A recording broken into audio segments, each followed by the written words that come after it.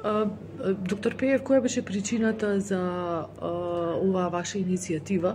Иницијативата за промена на Законот за јавно здравје во доменот за естетска медицина, а поднесена од Сдружение за естетска медицина ЗЕМ, Македонската асоциација за пластични и реконструктивни хирурзи и Сдруженијето на дерматовенеролози од РСМ е инициирана од се почестата злоупотреба на медицински помагала во контекст на употреба на хиалуронски филери и неуротоксини од страна на немедицински лица и се поголемиот број на компликации од истите.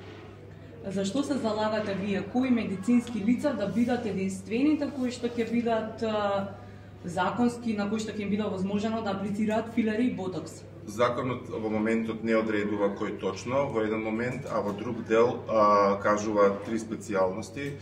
Постојат повеќе начини тоа да се регулира, повеќе модуси. Ние сме отворени за соработка. Ние како ФЕЛА што се бави со оваа дејност повеќе години да најдеме начин за да се истите одредат и не само лицата, него и условите и начинот на нивна квалификација, бидејќи не секој доктор е квалификуван и доквалификуван да работи во полето на естетската медицина. Доктор Анџелка, кои се последиците од ваквиот нееднаков третман, односно неправилен третман од нестручни лица?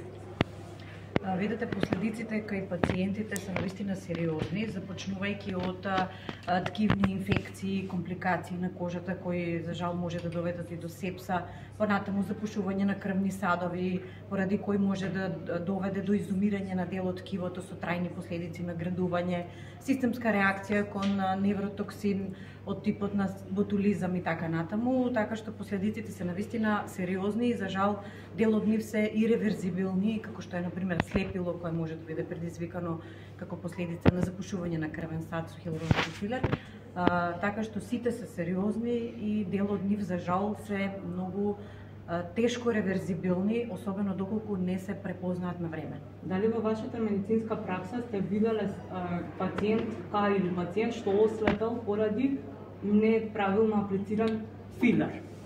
Лично јас не сум видела, меѓутоа има колеги кои сведочат за такво нешто. Сме виделе во мојата пракса, сум видела пациенти кои имаат сериозни длабоки ткивни инфекции со гнојави содржини, понатаму пациенти кои навистина има исхемија на дел од ткивото, како што кажав, поради запушување на крвен сад директно со хиалуронски филер и разни други компликации како последица кои допринесуваат до наградување на изгледот. Како здруженија, дали ви ќе имате закажано средби со...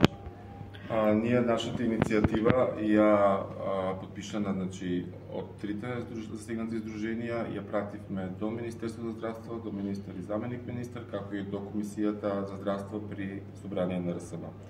Очекуваме нивен исто ангажман и се надеваме на блиска средба и соработка со цел да се реши ова нерешено прашање во моментот.